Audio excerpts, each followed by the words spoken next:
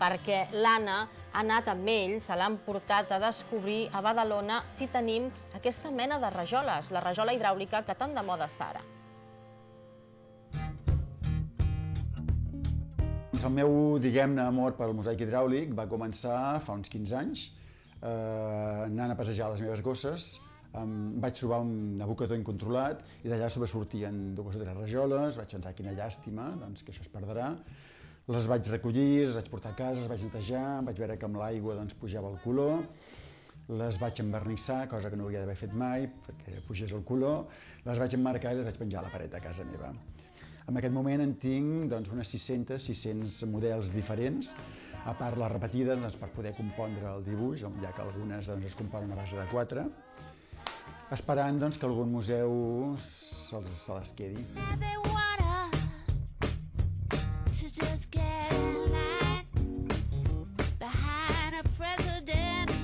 El mosaic hidràulic neix a Itàlia, de fet, a finals del segle XVIII, d'una manera molt matossera. És una peça de calç hidràulica compactada a base de cops de mall. D'Itàlia passa a França, a la regió del Roine, concretament molt a prop de Montélimar, on hi ha les fàbriques de ciment, bàsicament la Lafargue. Allà es genera tota una indústria de fabricació de motllos, trepes, les premses. O sigui, allà realment és on va néixer la indústria del mosaic hidràulic. D'allà entra a Espanya, bàsicament a Barcelona. La característica que aquí cau just al moment del modernisme, a principis de 1900, i amb la construcció de l'Eixample. O sigui, aquí de cop i volta hi ha tota una demanda, perquè es construeix moltíssim.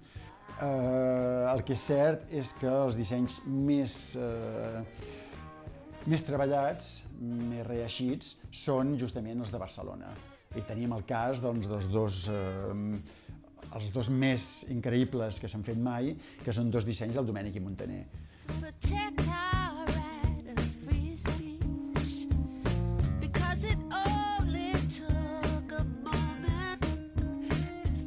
El llibre va començar fa 7 anys. El títol té la reivindicació meva, és l'art del mosaic hidràulic a Catalunya. Jo reivindico que això és art. Art industrial, evidentment, art que es trepitja, en catifes de ciment, si vols. Però des del moment que Josep Pascó, Alexandre de Riquer, Domènech i Muntaner, artistes de l'època, van dissenyar mosaic hidràulic, és art. Sí, he pogut contactar amb diferents fabricants encara. Concretament a Catalunya n'hi ha 3, està a Sant Quintí de Mediona, l'altre està a Manresa i el tercer és un taller que està a Girona. Bàsicament els de Manresa, que són amb qui he tingut més contacte, suposo que és perquè estan bojos com jo. O sigui, això és un amor, i l'amor té una part de bogeria, no?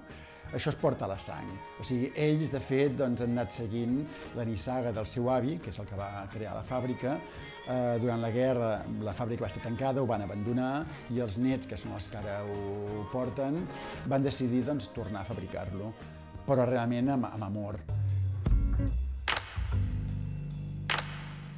A veure, en alguns casos es pot aconseguir tornar a l'esplendor d'abans.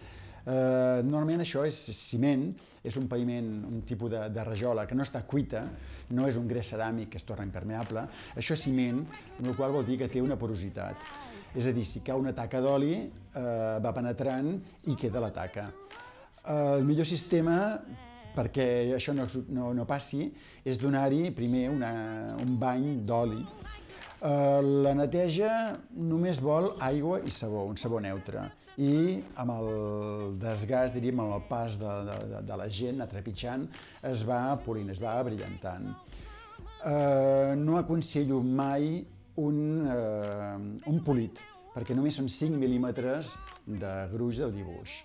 Amb la qual cosa, si poleixes, t'estàs emportant de seguida, això més el desgast de 100 anys d'estar col·locat, de seguida pots emportar el dibuix. Sí puc aconsellar una brillantat.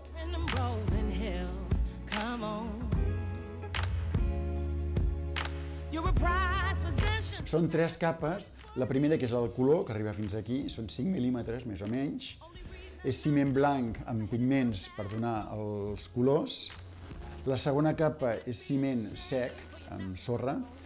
per absorbir l'excés d'aigua de la primera capa, i la tercera capa, tinguem en compte que la rajola es fa a la inversa, es fa cap per avall. La tercera capa seria la part de dalt, que són uns 2 centímetres de gruix, que és purament ciment Portland humit amb sorra gruixuda. El saló i el menjador tenien els dissenys més importants. Després anava el dormitori principal. I després anaven minvant els dissenys amb els dormitoris petits fins que ja la cuina i el dormitori de serveis, si és que en tenien, normalment hi havia un paviment monocolor, a vegades de terra cuita, vermella.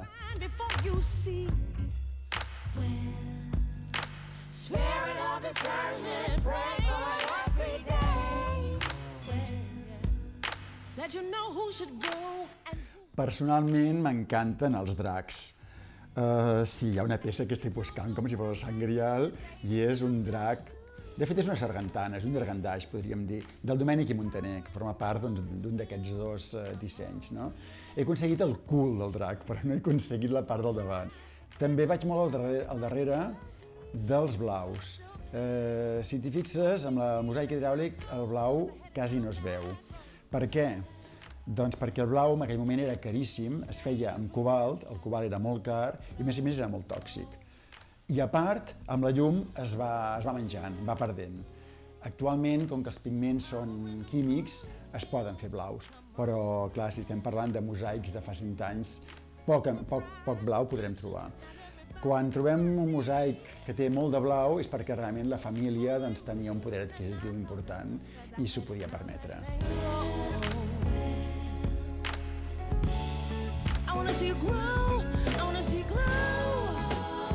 Tots els catalans, quasi tots els humans, però els catalans sobretot ho tenim molt arrelat, això.